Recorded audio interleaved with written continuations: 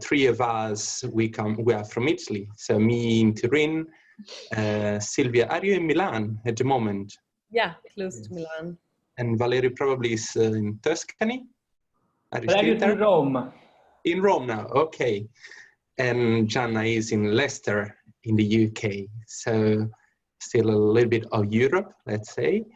And Clara, who is as well in Turin, and she's following us, giving also us the possibility to talk and to discuss and to arrange technicalities. So Clara, may you share a few images to start the meeting properly?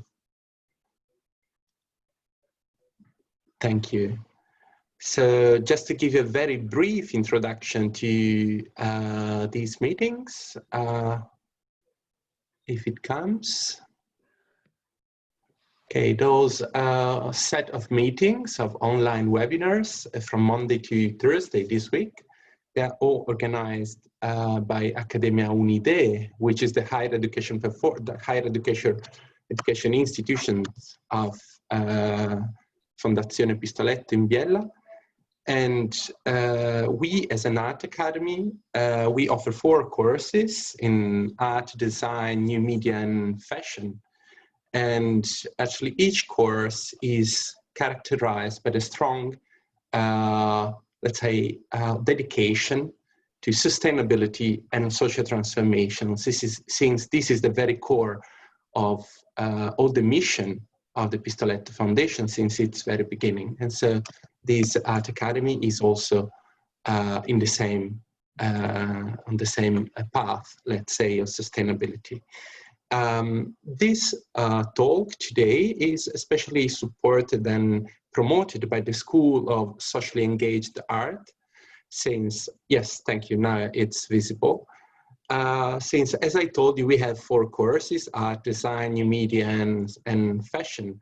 But since we really work on sustainability and social transformations, all the courses have a special, let's say, title, which also it's very useful to understand what we do. So the course of art is not only fine art, let's say, but it's socially engaged art. So starting from all the tradition of Pistoletto Foundation and Unidee residency programs, which is very famous residency programs we do since 1999. And I also want to thank a lot Valerio Del Baglio, since he has been one of the curators of the residency program in the previous year, let's say, last year and the year before.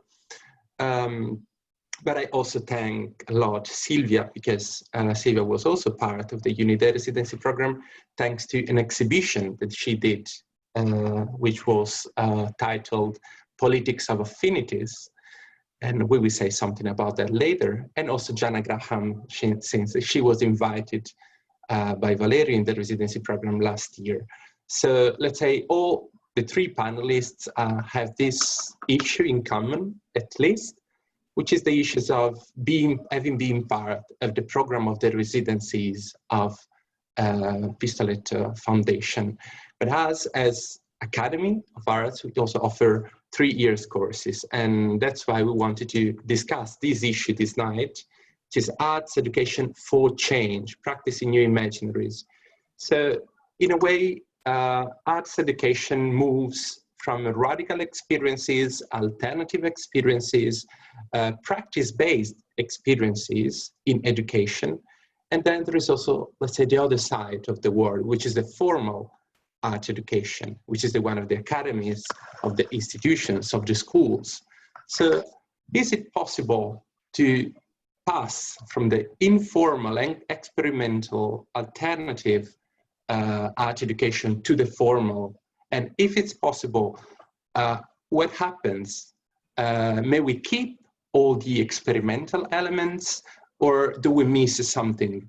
And is the radical art education and design education really effective or not? Which ones are the relations between, let's say, a discourse about the public sphere and the public sphere as well? And is radical art education able to transform the institutions as well or not. So all these topics will be discussed this evening. Of course, we don't have the time to go deep inside any single issue, but I'm really happy that we can discuss these issues with these three incredible panelists, since each of them, thanks to their specific, let's say, career and research, they really went deep inside this issue in many different ways. So just to say very few words about them, because their curriculum is really, really wide and evolved. I may speak for, let's say, minutes and minutes only about their curricula, but just to say something about Silvia, for instance, she really studied a lot the design and also art, but starting first of all from the design, radical education experiences, and she did a beautiful research about global tools, which was an incredible experience regarding radical design school, starting in Italy, but then with a lot of influences all around the world. Then she also worked a lot on radical art education, also thanks to the research connected to the exhibition I was mentioning before, Politics of Affinities, which was a very interesting exhibition, exactly trying to focus on those experiences. Then Valerio del Baglivo is also very, his curriculum is very interesting since he works with different institutions, and he also founded an institution himself with the name of the Institute of Things to Come, which is based in Turin, thanks to another foundation, which is Fondazione Sandretto Rere Baudengo. And it's very interesting because within a very formal institutions, he was starting a new project of a new institutions working on contemporary debates. And he's also very interested on the process of making institutions, of the modes of instituting, he would say, and how the institutions also run by artists can develop collaborative processes and educational processes as well. And then Jana Graham, she's teaching at the Goldsmith University in London, and I'm really proud, of the fact that you are here, and also really, really honored. Also about your presence here, since we all know like what you did, and we all kind of feel sort of that we learned a lot of things from you and from your work. And she really worked a lot on the radical art educations and how, just to mention one of the topics Jana is working on through practice. So it's not only, let's say, but all of them, they don't only make a research, a theoretical research, but they also practice. So it's always a research practice-based. And one of the issues of the research of Jana Graham, together also with Valeria Graziano and others, was definitely about radical education and the relation between the radical educations and institutions and the public spheres.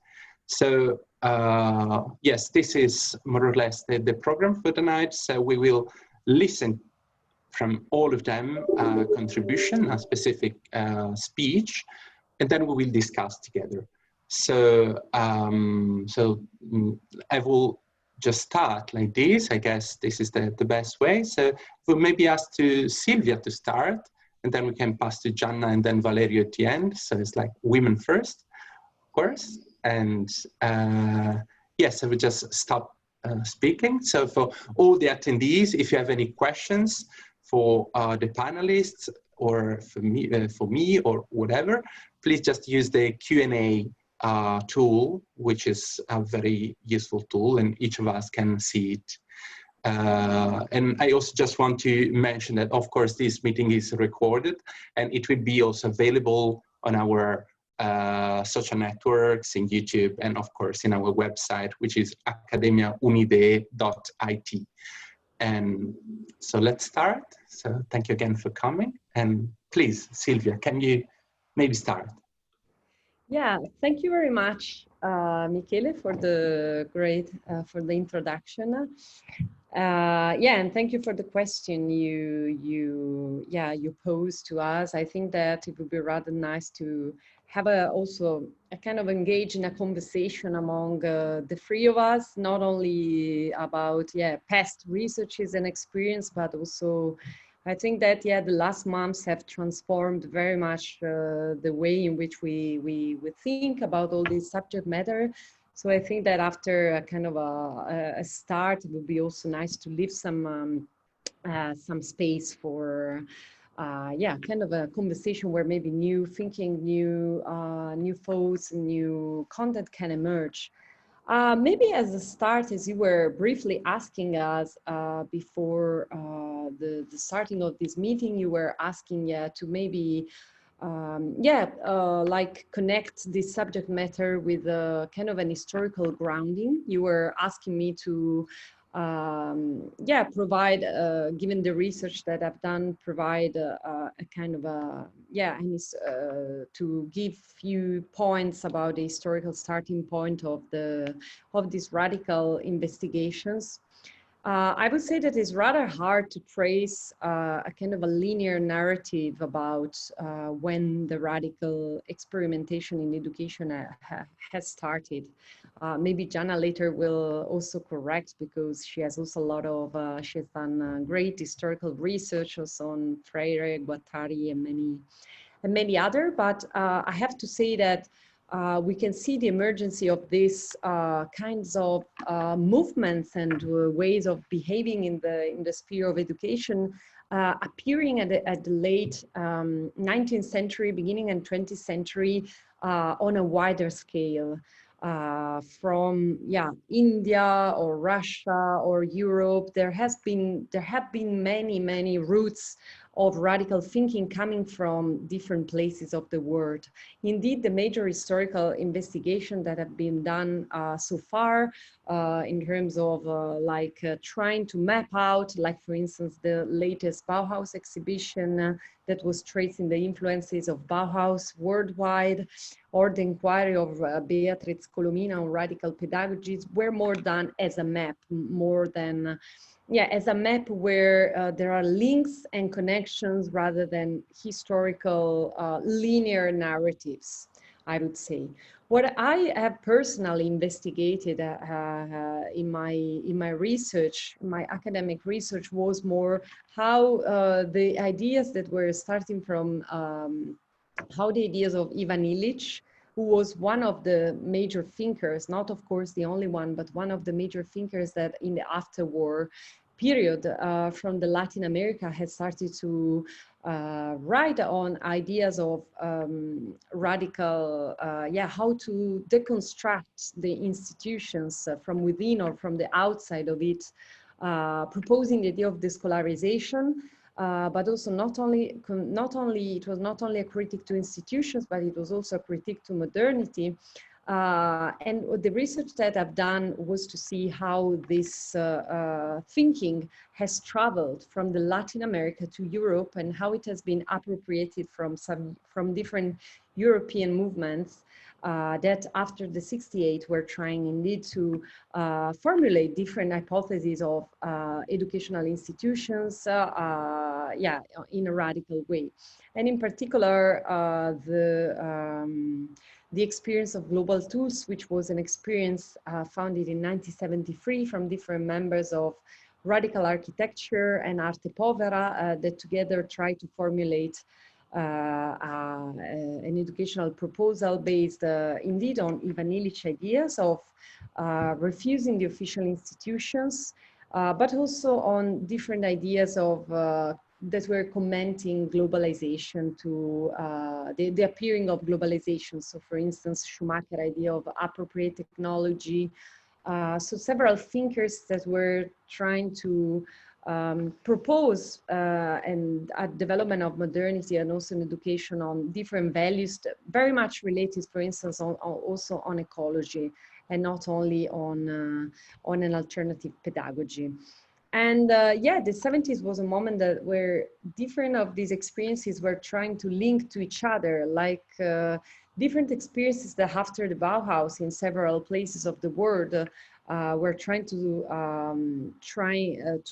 give life to alternative schools. So Global Tools was, for instance, connecting to experiences in the US that were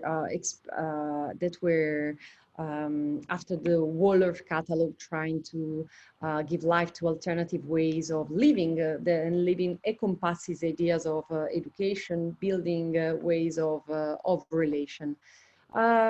This historical research has been very much inspirational for many other recent pedagogical experiments that have been referring to global tools to kind of like trying to have a reference in the history for their current experimentations. So to say that in a way the historiography is a period when the historiography has come back to give meaning to the actual like experiments and the actual tryout of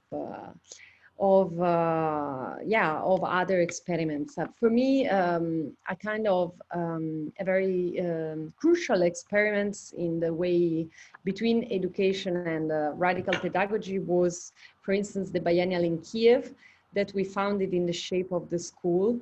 And as Global Tools, we tried to give life to a biennial in where there were 5 different ideas of schools that were coming together through laboratories. And I have to say that, in my opinion, ideas of institutional experimentation and radical education can go very well together, and they are very much needed into the formulation of alternative institution. Of course, is more complex when you have to operate from the within of institutions, as I'm called to do now, that I work in a proper institution, and maybe Valerio and Gianna also can comment on it. Of course, when you have to constitute an institution from from scratch, is of course more easy to formulate it in a radical way. While when you have to deconstruct an existing institution, I think that those are very powerful tools, but the work that has to be done is a lot of more negotiations. For instance, the experiences that we have touched upon when we did the exhibition in Città dell'Arte, there were different case studies from all over the world. Many of them were very inspired by Illich, as for instance, La Escuela La Ivan Illich in Puerto Rico, that is from Beta Local, an experience that has been founded on the heritage that Illich left on the island of a school that is based on the sharing of skills and crafts that are not top down, but that are born on the island. And I think this is a very good example to kind of keep present in the conversation as a kind of an excellence of institutions that are founded from the ground, that are really able to formulate a social ecology around their own activity. Another institution that was present in the exhibition and investigation in Città dell'Arte was also the School of Studielat for socially engaged art, that kind of filled the gap of totally missing social and political education in Russia. But again, it's another institution that it's born, as Illich was suggesting, out of as an alternative. So based on auto-organization. So of course, these are institutions that have more maybe problematicities with funding, with duration, but they have the freedom to shape the pedagogy they want. The one of Studielat is very much based on Freire and on Brecht idea of the spectator as a participant. And for instance, other examples that we can mention to kind of start also the conversation was a program of Bruno Latour in France in the School of Political Science. But this is another example of negotiation, wherein the radical pedagogical experiments, when you try to foster it within an institution, it's a kind of the School of Latour tries to challenge the program, the classical program of political science and policy, taking art inside of the curricula and trying to see which kind of political imaginaries art can propose. But of course, with all the limitation that the academy tries to propose. I think it's quite interesting from an historiographical perspective to see how certain figures are always debated, confronted, changed, like the figure of, again, Illich, Freire, but there are also, if you go to Eastern Europe, like Oscar Hansen or Tagore in India. There is, I think it is a moment where we are, quoting historical figures to try to challenge them and reformulate them, trying to repurpose their message. And I think that this is like, I have kind of, maybe it's good if Valeria and Jana wants to follow up. This was just like to mention some some first concern and some first names on which experiences on which we can start the debate. Yeah, I will say before, thank you, Silvia, very clear as always, very clear ideas and very clear images and starting point as well. I will say before, let's go directly to Gianna, but maybe since Silvia mentioned all these examples, and Valerio is a very, I guess he will love probably to speak about the contemporary situation in some institutions, something like that. Maybe it's better if we listen first from him, and then we pass to Gianna at the end, okay? Yeah, absolutely. Well, thank you for this invitation. It's a pleasure to come back to Città dell'Arte, although virtually. I spent 2 years, more or less, in 2019 and 2020. It was very important for me as an experience, but also I arrived at Città dell'Arte in a very, very important moment because it was the year of celebration of 20 years of anniversary. I'm sorry, I have a cuckoo clock, so sometimes it could sound, if you don't mind. I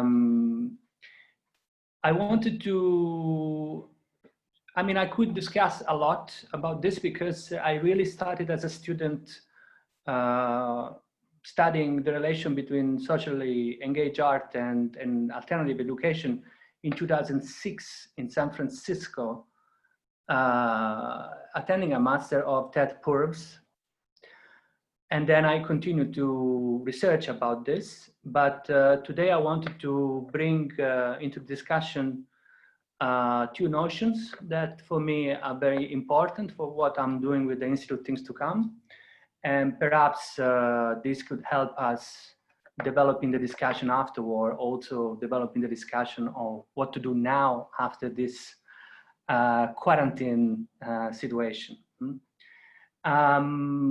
I wanted to say that the Institute Things to Come is a yearly program that I organize since 2017. Every year we have a topic, but basically I invite artists who investigate forms of imaginative speculation as a cultural strategy for position of critique somehow. And what we decided to do since the very beginning was to ask artists to also not only show their works, but to take these art pieces as a central point for discussion for a sort of workshop program. And this workshop program works in this way. They consider what they somehow research in their art pieces, and they would invite other people coming from other field of knowledge to explore the possibility of that specific fictional scenario as real, and how, as a group of people, how do we react to this fictional scenario?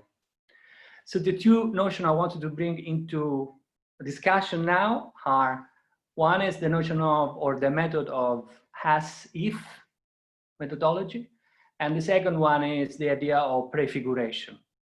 And now I'm going to explain a bit more about these two. The first one, which I also had the possibility to listen for the first time in London, when I was living in London, attending a very interesting conference called Fiction as Method, and which was organized at Goldsmith University, thanks to Joe Sean and Theo Reeves-Evison, make exactly a distinction between what if and as if. What if is more an attitude that somehow works to unmask the power structure, while as if is a method of act as if the change already occurred. And this is very important for the methodology we choose at the Institute, the idea of critique through building. And this is also a very important notion when we think about constructing new institutions, meaning a way to think critique not only as a tactic for deconstruction, not only as a tactic to tearing down structure, also that, of course, but also of fabricating and building something not yet in existence, and in so doing, somehow criticizing the existing ones, what we have around us. The second notion that I mentioned before, the idea of prefiguration, is very important also. It goes exactly on the same line of thought, on the same stream of thoughts. Prefigurative practices, of course, is something that has nothing to do with the idea of anticipating the future. This is for magicians. But prefiguration is actually a terminology that comes from my understanding, derived from political theory and language. And it's exactly an attempt to enact form of social relation and culture and human experience that are the ultimate goal of that group of people in that belief. Basically, people lives as that system of knowledge already exists. I can mention, for sure there are groups, and it's not my field of work, but for sure there are groups of feminist groups that works as patriarchy ended already. Some group of anarchists work as anarchy already, or somehow capitalist failed and anarchy is already somehow anarchy system already happening, and so on, so on. I think these two notions are extremely important for what we were doing at the Institute. And of course, what this has to do with education, maybe it's important to discuss these two notions, because we always at Pistoletto Foundation, but not only, of course, we always speak about changes, about what kind of changes, how can we make the condition anew, how and in what sense. For me, education, which is more group education, self-education, self-co-imagination within a group of people, goes in this direction, to act, to first of all, act as if the condition of what we wanted to change already occurred. And how do we respond to this? How do we take the responsibility to act in our daily life? And it's nice that you actually mentioned, Sylvia, before, oh my God, the pedagogy from, I don't remember the name, it will come later. But for me, it's really to make change. It's first of all to questioning altogether, and to construct the condition to make the exchange, first of all, happening in our mind.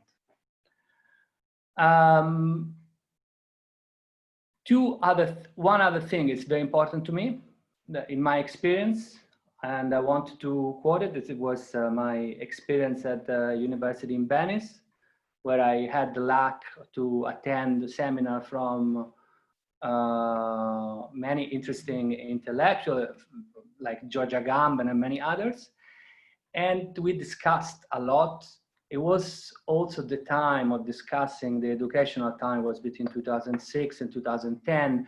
Many experimentation in art were going towards the possibility of producing alternative school.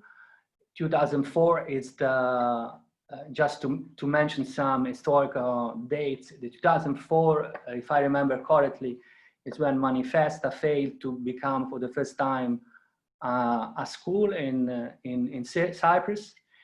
And the idea of the seminar, which comes of course from the 70s, but not only, has roots in experimentation in 19th century in North America also. But the idea of the seminar is very important because the seminar, the difference between a seminar and a class, and I experienced with George Agamben very well, is that the seminar starts with a question.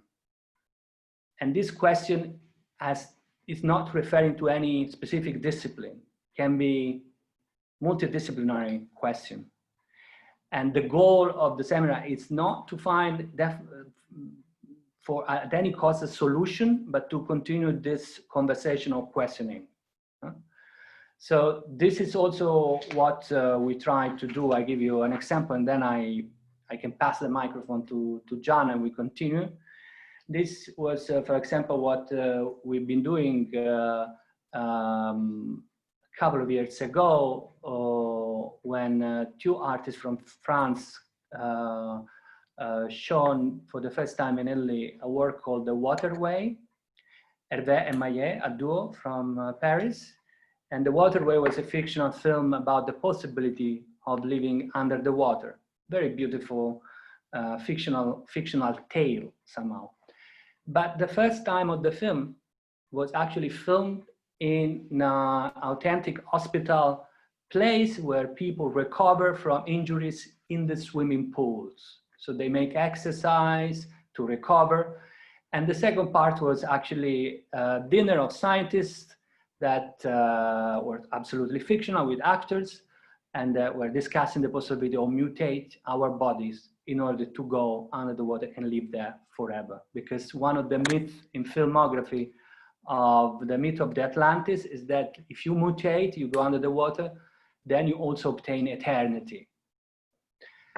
So we showed the film was very beautiful, and then we invited an oceanographic expert who's also expert on mammals' life under the water.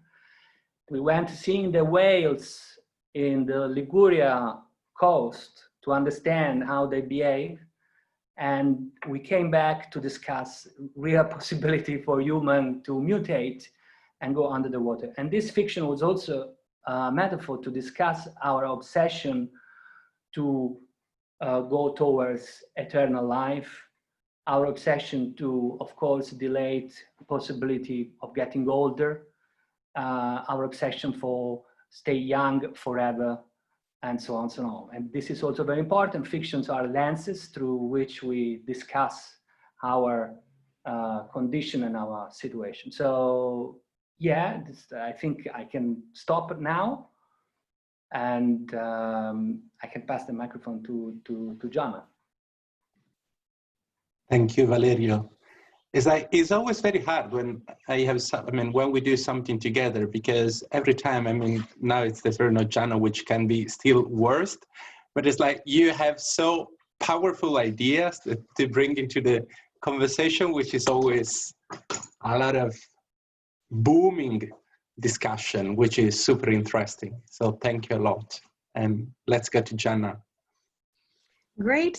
Yes, thank you to Città dell'Arte for the invitation, but also to Sylvia and Valerio for their really nice presentations. And I think I was asked to contribute a little bit to thinking about how we consider radical education in relation to the public sphere, which of course is a huge topic and one that that I run a 20-week module on. So I'm going to try and keep it like super brief to a very tiny little thesis around how do we think this question, because of course socially engaged art and even the premise under which radical education became a topic for contemporary art are sort of laid upon this idea of art in the public sphere that sort of came before, you know, through the ideas of dialogic art and the rise of sort of public programming as a space in which the public sphere might be enacted by cultural institutions. And so I guess some people will be familiar with this thesis because I've been working through it for a while with Valeria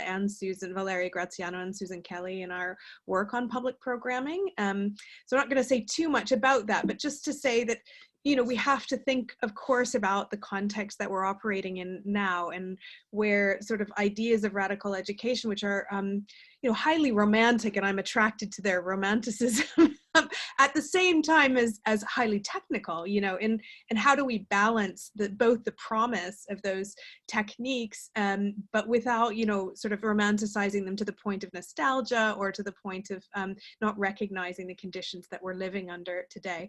So I was titling or thinking about titling these few comments I'm going to make on this idea of thinking with conditions, which is one that I've been working with for a long time, and sort of how do we create situations where we can think with conditions, the conditions we're actually in, and use radical education tools to do that. On the other hand, I could have equally called this presentation, and I often do, Techniques for Living Otherwise, which is a direct quote from Celestine and Elise Frenet, who were radical educators in France from the sort of roughly late 20s into the 50s, and they use this term, techniques for living otherwise, to think about the school and as educational context as sites for not only not preparing for the world that is, but in many ways like the as if, preparing for the world as if it were already otherwise, you know. So the vocation of vocational education in their eyes was the vocation of changing the world. And so these kinds of ideas of both the techniques, but also the living otherwise, are really crucial, I think, when we think about radical education and its potentials in the arts and in the sort of more formal spaces that we occupy. I want to come back at some point to this question of whether you can do this work inside, you know, formal education institutions like universities. I think that would be a really important topic for conversation, one that I've not resolved myself, having only been now in the university full-time for 3 years and sort of grappling with all kinds of contradictions. But anyway, the contradiction I was going to talk about more was the contradiction of the art world itself, and the conceptualization of the public sphere, and how we then respond to that in this moment. So, you know, when we think about key moments of public programming or enacting the public sphere, we obviously go back to these kind of moments in the early 2000s around the platforms that were created for public discussion, for public education, largely adult education, continuing education, and the hopes that we had for those moments, as we did for socially engaged practices, that they would enact a public sphere in the moment of its decline. You know, that this is the moment where the privatization of public spaces was really beginning to take hold, or had already well taken hold, was being acknowledged as having taken hold. And also where, you know, public institutions were becoming financialized, were becoming much more tied into more private interests in terms of the economy. And people like Okwi and Weiser were plotting public programming as spaces in which we could potentially produce an alternative space, an alternative educational space to these kind of more privatized environments, and enact an alternative or a response to the public sphere. And he was referencing things like the Bandung, the non-aligned movements, as really important reference points where people came together to make non-aligned, so alternative kinds of alignments in resistance to global capital, in resistance to colonial, in the case of the Bandung, in relation to colonial power. but we also have this kind of thing, you know, that was the promise, but we also have this thing now where, you know, there are a lot of public programs, there are a lot of events that are taking place all the time, there are a lot of platforms being enacted, there are a lot of biennials, there are a lot of, you know, kind of moments, and they're happening at higher and higher speed, and they're leaving less and less of a trace on the institutions that they are inhabiting, or at least up until fairly recently. And I think, you know, this is changing in many institutions. It's not changing in the institutions, but it's changing amongst the staff who work in them, who are becoming increasingly dissatisfied, as are the audiences. And so in recent years, we've just, and I think the Black Lives Matter, I didn't put any slides in this presentation around this, but I don't know in Italy, but in the UK, you know, what's happened around Black Lives Matter has been really important, because not only have the sculptures been toppled, but there's a whole series of letters that are coming from past employees and communities surrounding cultural institutions in response to their statements saying, well, we're part of the kind of public response to Black Lives Matter. We believe Black Lives Matter. And the people in the institutions are saying, but we've been, you know, raising issues with you for the last 15 years and you've not done anything. And so there's kind of chronicling going on in the UK of all of the circumstances under which institutions have not sort of met their public mandate, while at the same time professing and putting on exhibitions about, you know, about civil rights movement, about Black Lives Matter, etc. So this kind of set of contradictions between the public as a promise and the public sector and the way it enacts itself, I think is really precisely the gap and the contradictory terrain into which radical education can make a really important and significant contribution for some of the reasons that Valerio and Sylvia have described. I mean, we have to, I think, also acknowledge that, that, you know, there are many theorists that we can turn to, Colin Crouch, Paolo Verno, if you want someone more local, who have really cited this idea of publicness without a public sphere as being kind of central to neoliberal economy, you know, that we enact these kinds of fictions of being in public when actually we've lost much of the purchase that we might have had at some point in relation to public influence, you know, from the public sphere. And, you know, Paolo Virno has this kind of definition that the definition of the public sphere is where the many can tend to common affairs, that the public sphere has to exist within some sense of a common. And we're missing that common right now. We're having to reconstitute it. Many of these alternative education projects are precisely about that, about reconstructing commons where they've been destroyed and desiccated by processes of financialization. But that, you know, that's what underpins this contradiction we're always facing, which is that the institutions and that the culture in general cannot support, in some ways, the promise of the radical experiments that we're producing, and that in many ways we have to work far harder to make radical education projects mean anything, to not be kind of part of a whirring of ideas and intensities and excitements that kind of leave no trace in the life worlds of the people who participate or the institutions themselves. So what more can I say about that? Is oh, here we go. Yeah, so my own experience is obviously, you know, I spent quite a few years working at the Serpentine in the heart of these kinds of contradictions, where exhibitions were taking place on any number of important topics. And, you know, there's a general kind of idea of the social and of participatory art within the public program. But we were running a kind of parallel space on the Edgware Road called the Center for Possible Studies, where we were, you know, trying to contend with what you were talking about, Sylvia. Do you like position yourself on the outside, or do you try and make change on the inside, or is it possible to do both? And this was kind of our question for many years, and one that I'm going back to a lot in the teaching that I'm doing on this BA in curating, which is very much focused on the public sphere and focused on social practice and responses to political and social crisis. And, you know, of course, in our work, when we were trying to deal with this, the crux of this set of contradictions, which was, you know, seeing all of this rhetoric all of the time about social this and social that, and, you know, political this, and not actually living, not seeing that reality being enacted, was we did turn to radical research methods, and we returned and radical education practices as a response, and looked into those histories to try and understand how could we use some of those strategies to name and to respond to these contradictions. And, you know, particularly the pedagogy of the oppressed, you know, is based in this, the naming of contradictions. And I'm going to talk about that in a minute, but that is precisely what is at the heart of the pedagogy of the oppressed. It's not only about creating an alternative relationship between teachers and students, it's about analyzing contradictions in power, basically.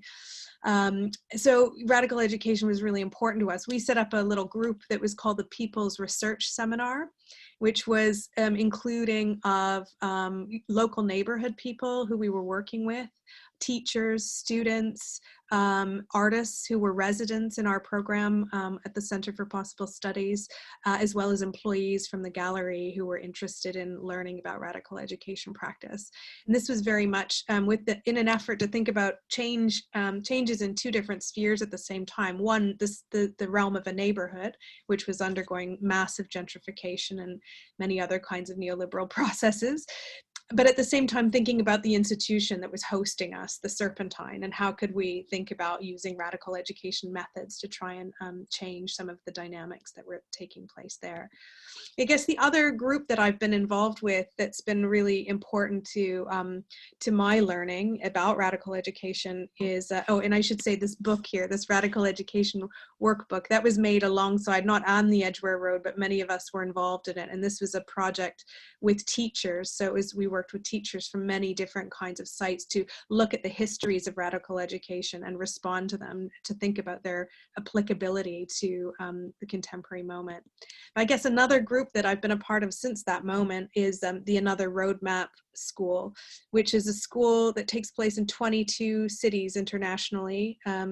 There's a fairly large group who are now called the Africa Cluster, who are working on radical education histories and the arts in different contexts, in South Africa, in the Democratic Republic of Congo, in Rwanda, where we had the chance to go a few years ago, in Lesotho. So there's a number of different contexts in which people are working to retrieve different histories, as well as a number of people in Latin America. And this has been one, you know, sort of a thing about how do we think about the way in which radical education communities historically were really operating in response to issues in the global South, and those histories and those contradictions gave birth to a huge number of very important strategies and practices that are then kind of taken up in Europe.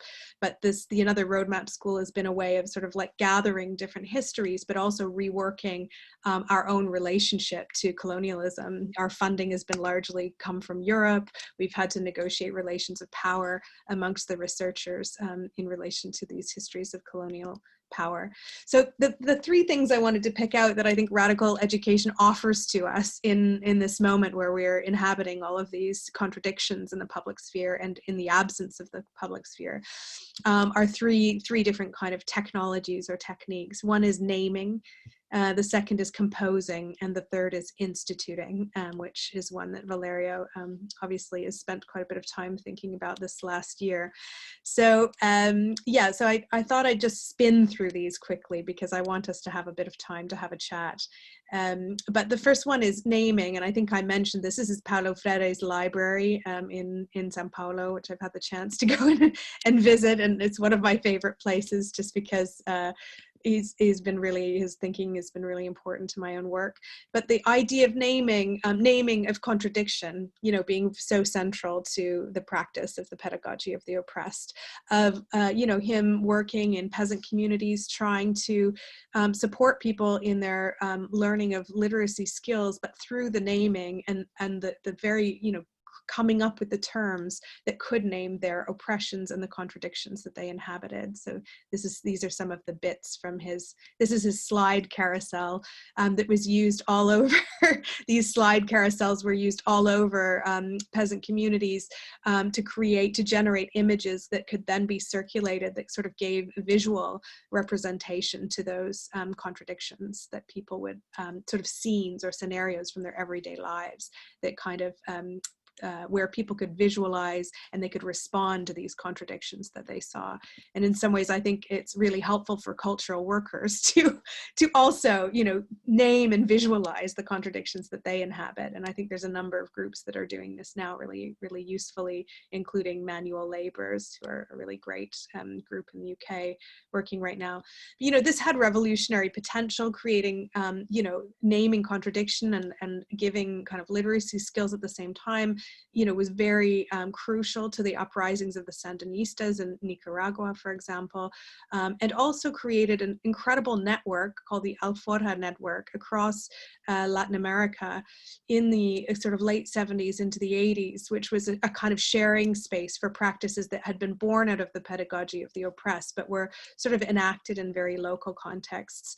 So I think this kind of also sharing and networking of the political potential of naming is a crucial aspect. And so these are just images from these different literacy programs.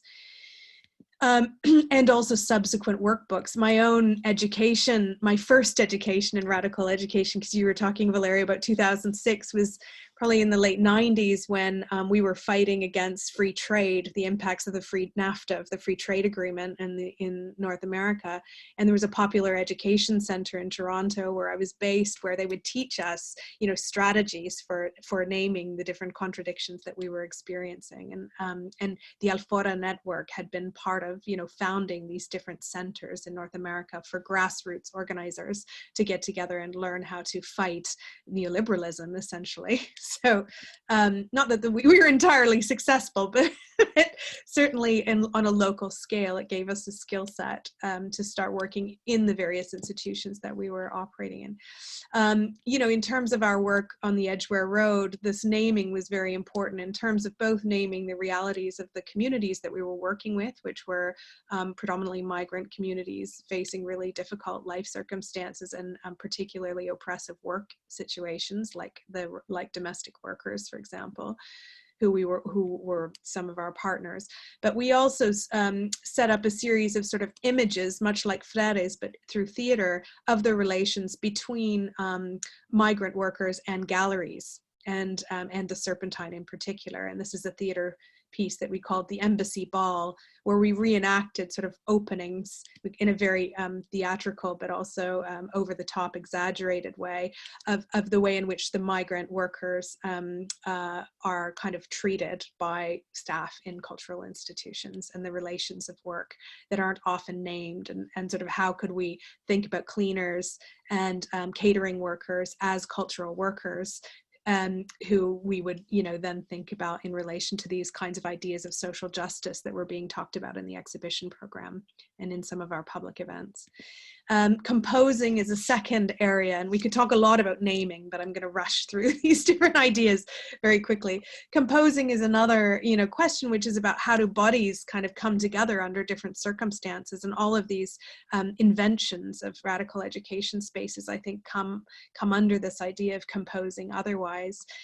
And in the Frane École Moderne ideas that I talked about in the beginning, these were often done through the use of different machines like the printing press, and children sort of coming together and making their own newspapers to recompose, both to compose kind of language, but also to compose their relations through more democratic kinds of participation in the life of the school. So techniques for living otherwise were about recomposing group work so that it could function in a much less hierarchical and more liberatory of desire kind of way. In this kind of idea, teachers play a really different role. They play the role of facilitators and not as lecturers or as people who are sort of running the show, which I really struggle with in my current role as a university educator, where on the one end, you know, I'm this idea of kind of composition or recomposing groups is really crucial to the way I want to teach, but in a highly commercialized and financialized environment, you know, there's often desires and student requests for one to perform the master, and how do you know, negotiate that, I think, is one of the crucial questions of trying to adapt radical education techniques to formal education classrooms, especially ones that have been commercialized in the ways that they have in the UK and North America. lovely pictures of of children doing the work for their newspapers. But this was also, you know, obviously taken into psychiatric clinics by Felix Guattari, into secondary schools and universities by other practitioners who came after Freinet within the field of institutional analysis. And also I was thinking, you know, just going back to a project that I was involved in 2007 with the collective I'm part of called Ultra Red, where we use sort of sound and sound-based practices to bring people together to form an anti-racism network in the south of the UK at a time when there was a great deal of racism, violent kind of racism against immigrants.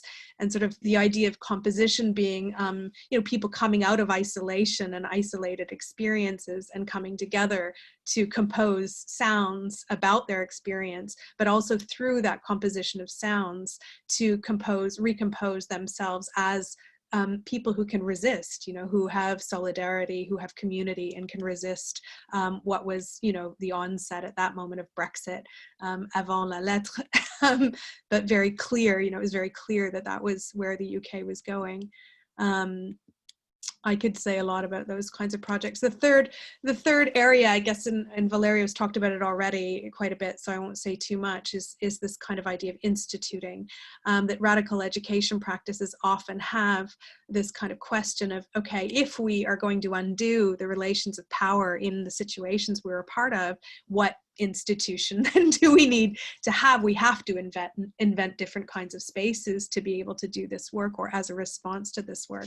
And so you find a lot of people who have worked in radical education becoming much more engaged in institutional change work right now, and trying to, you know, engage in sort of struggles and sort of reworkings of institutions. And in some cases, I think that's why the educational turn's gone a bit quiet in some quarters. But if you actually turn and look at what many of those people are doing, it is precisely this work of trying to go into the institutions and rework them, fight other ones. I wanted to look at this particular model, and I love, this is one of my favorite examples of radical education work in North America.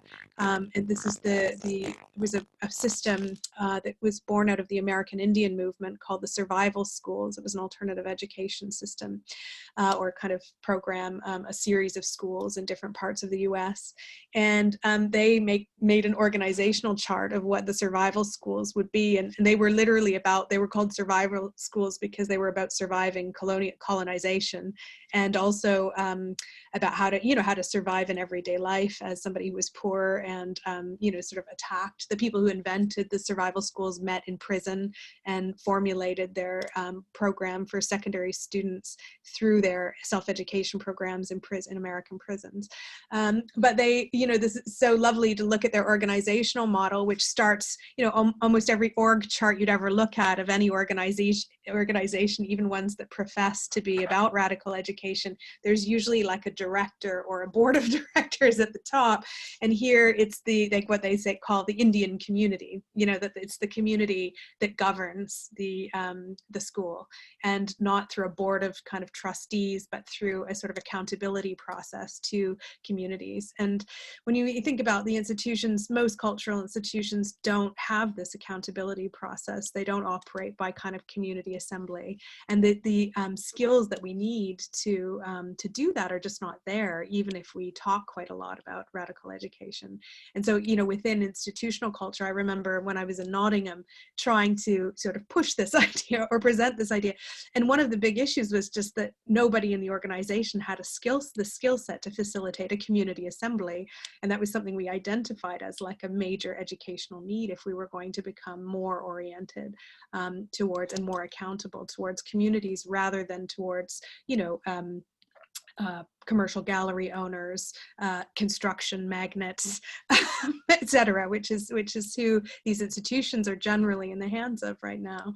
I think the final thing I wanted to stop on, this is a really great book on the survival schools. Oh, you are. The final thing I wanted to talk about was just, oh, are you done? Okay, just give me a couple of seconds, okay? And then yeah. I know it's going to be a few more minutes. Do you want to something else? Do you want to watch something else? All right, so yeah, so the final thing is just thinking about places like the Highlander Folk School, which is having a revival right now. It was a really important education space in the civil rights movement for people coming together from Black and white backgrounds, or from POC backgrounds, and sort of activists who are, you know, potentially even seen to be hillbillies, coming together in sort of education programs.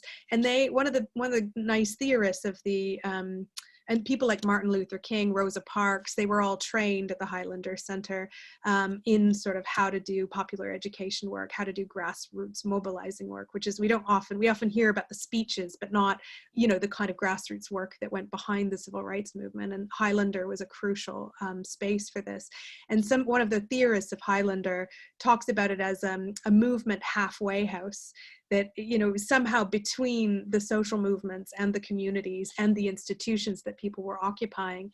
And I often think cultural institutions have the potential to be halfway houses. You know, if we can reorient them around sort of community need, community values, then we would have this potential to be training zones and places for coming together and learning organizational skills precisely to live otherwise. We can't currently do that because of the way that they're organized, but this idea of instituting otherwise, you know, has this potential to take those resources and turn them into something else. So I will leave on that note. The university, I would say, is included in that, although we're certainly not having a great deal of luck on that front in my current institution, but I'd love to talk more about, you know, the relation between cultural institutions and their contradictions and the universities. And the educational turn was, of course, born of a frustration with both of those spaces, you know, of the idea that we could create other kinds of alternative educations. But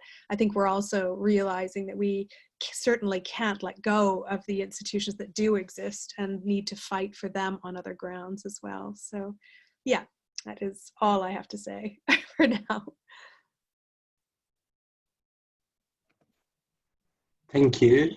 I have many things to say, but I guess that what you, Silvia and Valerio, have to say is more interesting than what I say. So I will please ask you to add something, some comments to all these, which was impressive, really. Like all the three speeches together, they really give a powerful picture, let's say, of the issues.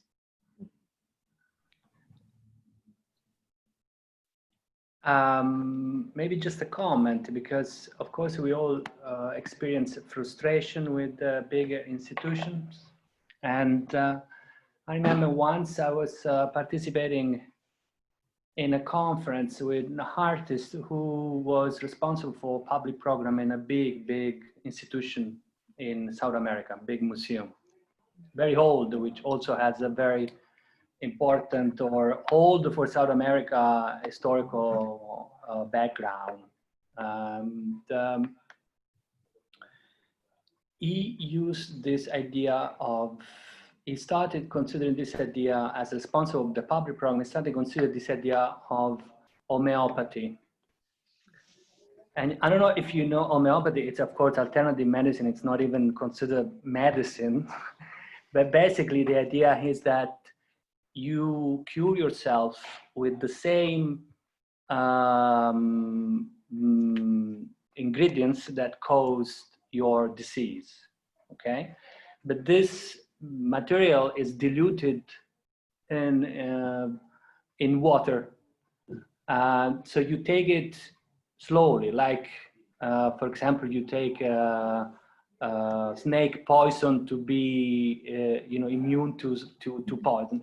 The idea of homeopathy works more or less on the same kind of framework.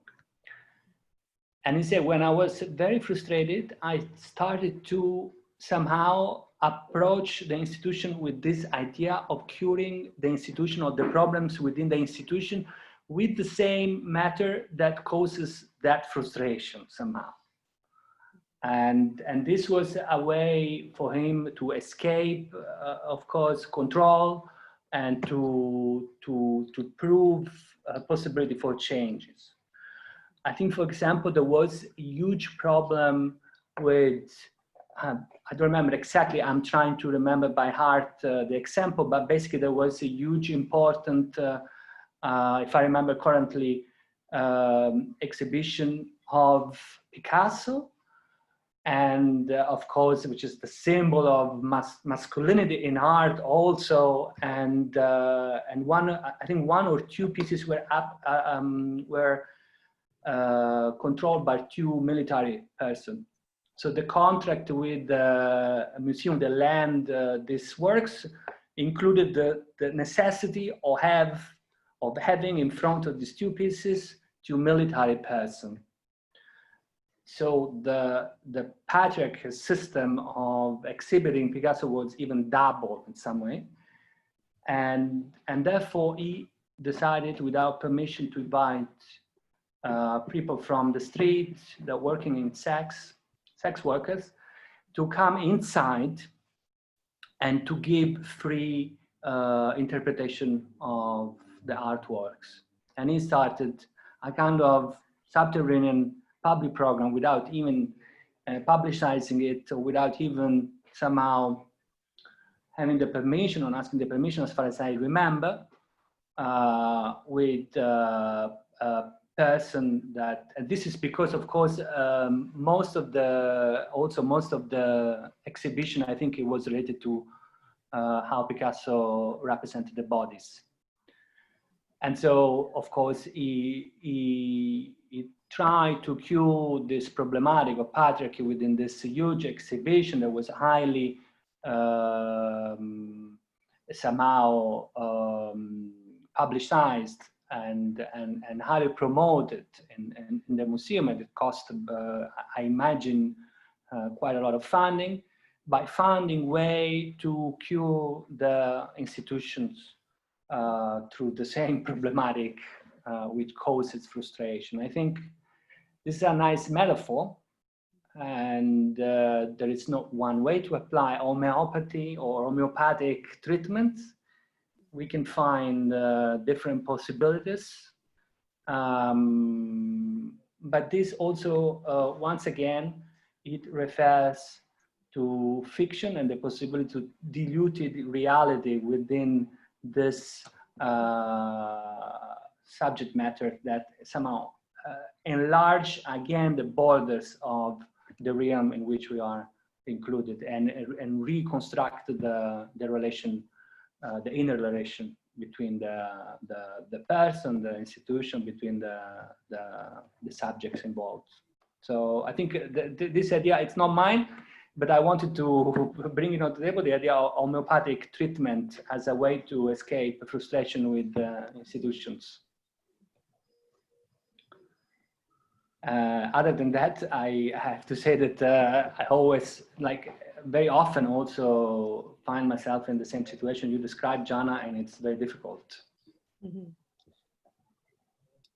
Yeah, I mean, it's difficult, but it's also like, it is the terrain. I mean, I think that's the interesting thing, and maybe it was what Valeria and Susan and I were kind of critiquing about the educational turn, was that, you know, that is the foundation of many practices of radical education, particularly of Freire, who was, you know, talked about in all of these spaces, but without much of, you know, engagement with the practice of naming contradiction. And when one does name contradiction, even in a big event about radical education, it's very uncomfortable, you know, and in some ways, that discomfort is the ground for radical education. That's what we need to learn. You know, we have to learn how that discomfort feels, why it feels that way, and what we want to do about it, you know, and instead of feeling afraid of it, which I think is part of the side of this, that also is there's a psychic dimension to it. And I think what you're saying about homeopathy is really interesting, because the poison in many ways is us and our working cultures, you know. It's not the poison, we are the poison, you know. And so we create, you know, these environments. So there are people who are maybe more poisonous than the three of us, but, you know, who have potentially more power. But like, also all of the working practices and ritual practices are what produce institutions and what produce the culture of institutions. So in some ways, you know, if we don't name and recompose those relations and those expectations and those rituals, then we aren't going to be able to, then we will be endlessly frustrated. And I think Freire was really conscious of that he couldn't introduce a sort of, you know, a kind of problem to a group of peasant farmers and just sort of throw it out there and have them deal with it. You know, that they lived the problem and they were part of the problem. They needed the problem.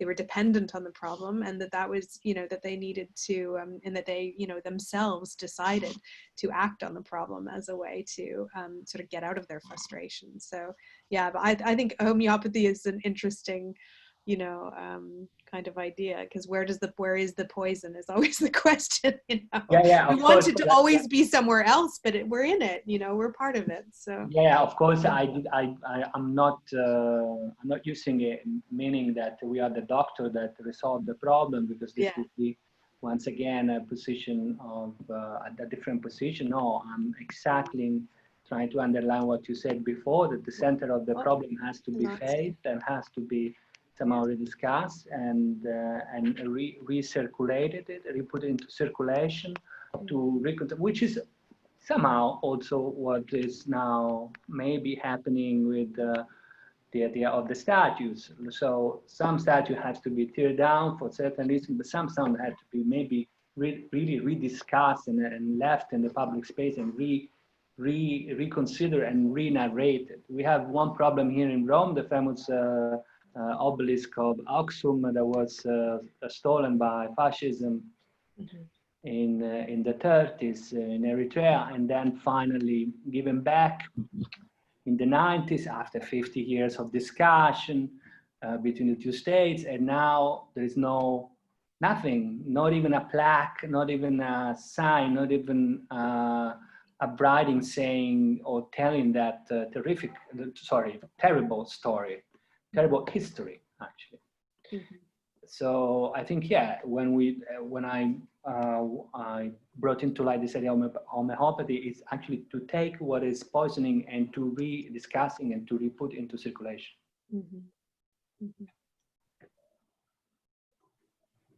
Silvia. Yeah, you hear me? Yeah. No, thank you both, because you have offered, both Valerio and Jana, very powerful concepts that, maybe I was coming across already, but it's always nice to rethinking about them as methodologies. That is what actually is the most important to have at the moment. So I really appreciated both the idea of thinking as, this idea of the as if, like not always thinking about, the way we apply these radical methodologies should shift completely and change the reality, but actually see the seeds of what is changing and implementing.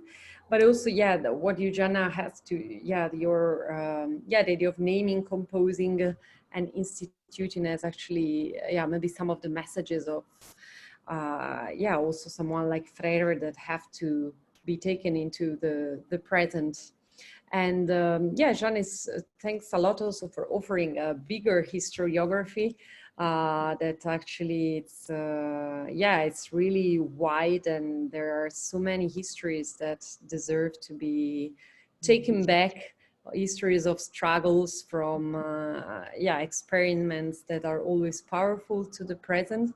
I actually remember that we may have crossed each other in Brazil at the moment of the Centennial, when you were there with the roadmap for education.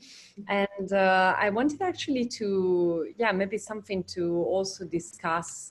What do you think it's the potentiality of these new networks that are through your experience of this big long-term experiment of the creation of a larger group that I guess it also had its own contradictions and but I'm very intrigued by it, because in a way I think that's one of the efforts of many of the projects that we do yeah, maybe also at Città dell'Arte with the project of Unidee, but also I think with other kinds of projects, this idea of creating larger communities or platforms where you can really share struggles through different contexts that not always have dialogue among each other.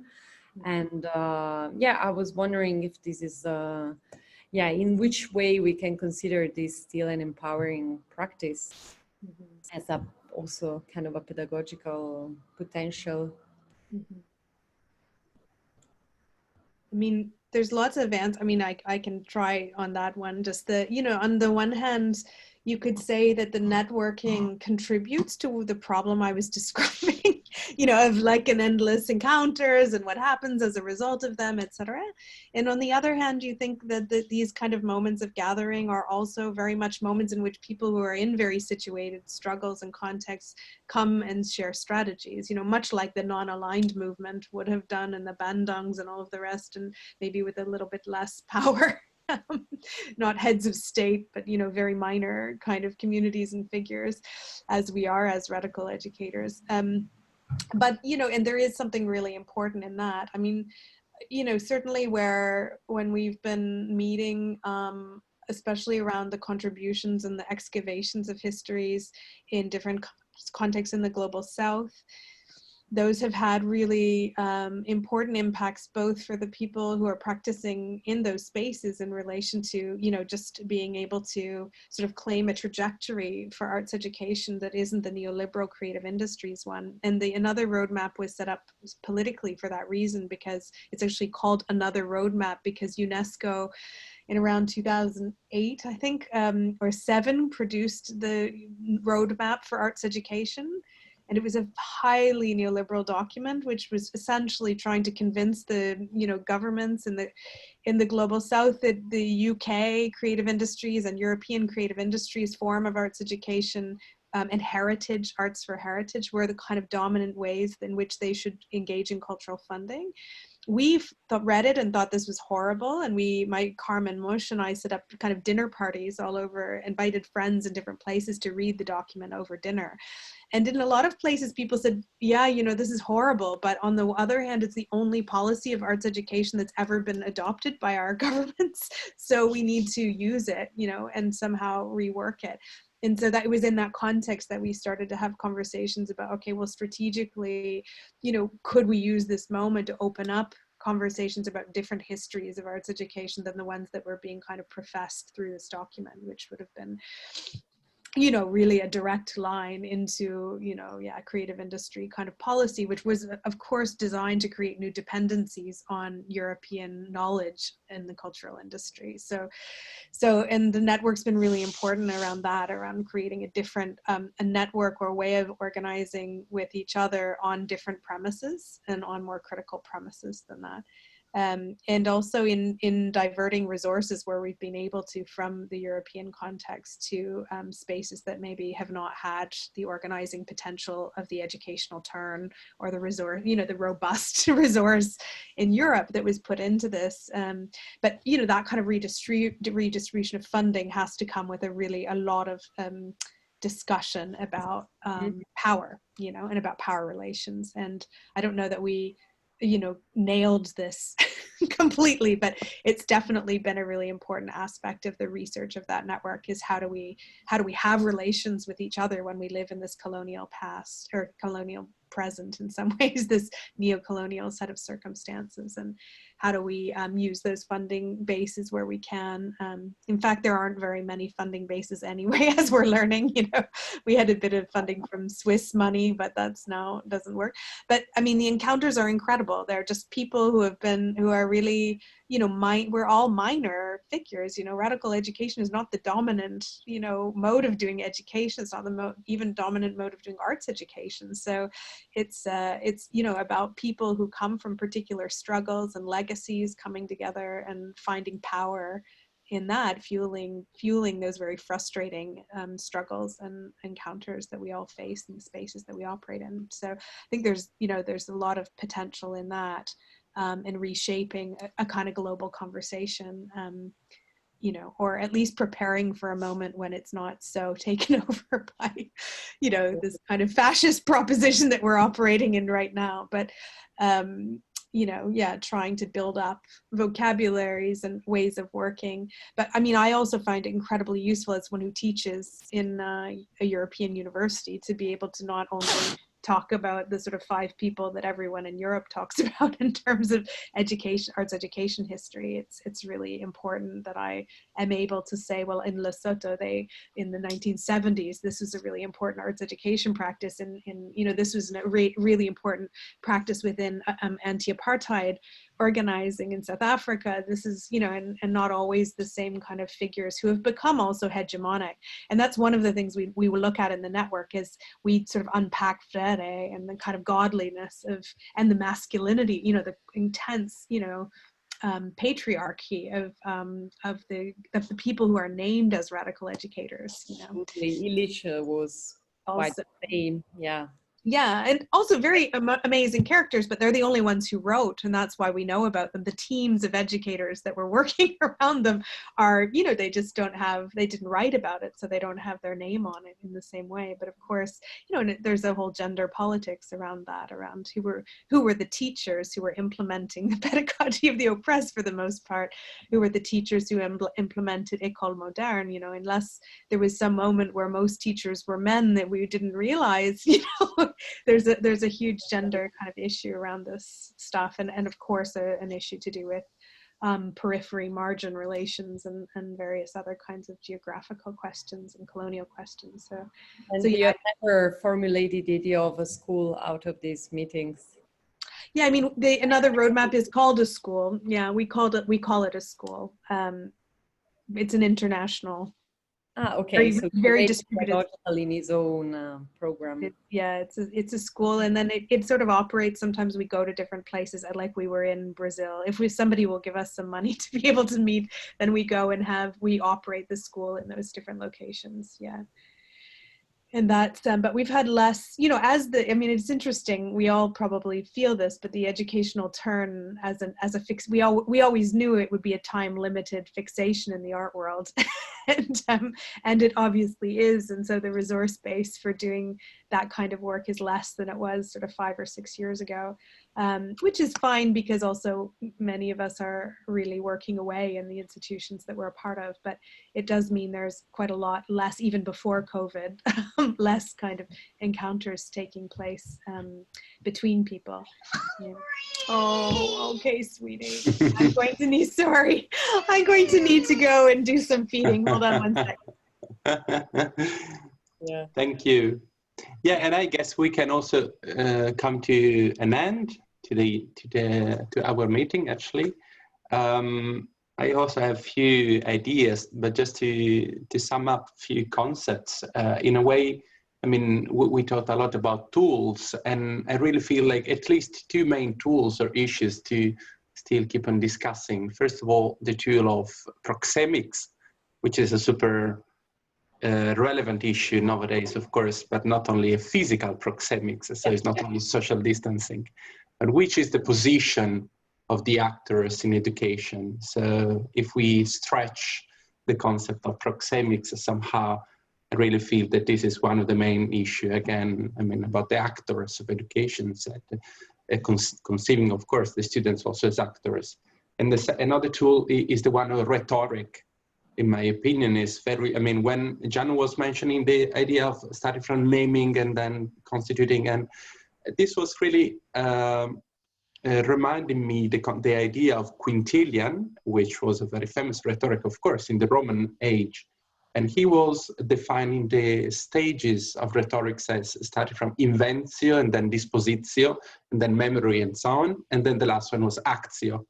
So to invent, to find, as a sort of naming, and then dispositio as a sort of composing or putting together in the ways, the collective, of course, and then coming up with an action. So in a way, to come back to, let's say, a really pre-age before the Enlightenment and before the Middle Ages, somehow, I guess it can help in this discussion.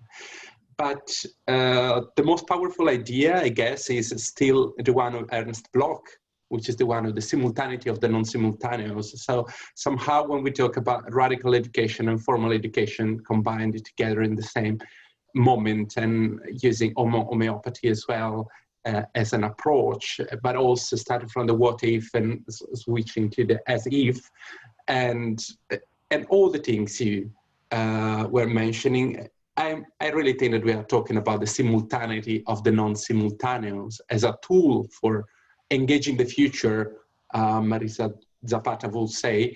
And in a way, this principle of hope, also talking about the approach of Bloch, I guess is really like a powerful tool for acting. So the hope not only as something about the future, but something about the present to perform.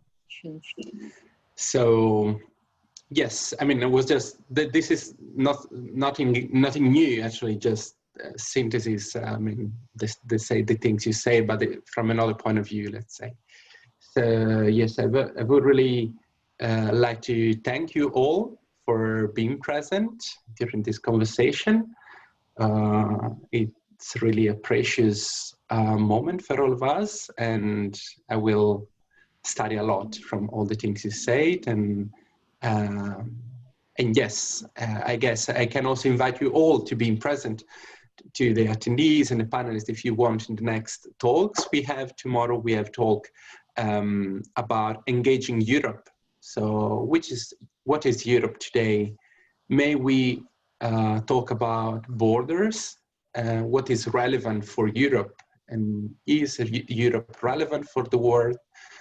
Our director always says that Europe is relevant for the world only if the world is relevant for Europe. So in a way, we will try to discuss how the failure and the possibility of a new birth, let's say, of Europe, only if considered in a global perspective, may be interesting nowadays. And then on Thursday, we will talk about slow fashion with Kate Fletcher and Elise van Geulen and Maria Teresa Pisani from the UN. So it will be still a very dense week of other meetings. But yes, this was a very powerful talk today. So again, really thank you a lot for being so interesting and also being part of this collective talks. And that's all. So we also have some compliments by Pavel. Is writing us that it was powerful a great talk with grandma background. Yes. To be renamed. Yes. Grandma. Thank you all, and thank you for being with us. Yeah. And thanks again for the invitation, and yeah, goodbye to everyone. Thank you so much. Goodbye. Have a good night. Yes, thank you. Bye-bye. Bye. Bye. Ciao. Bye.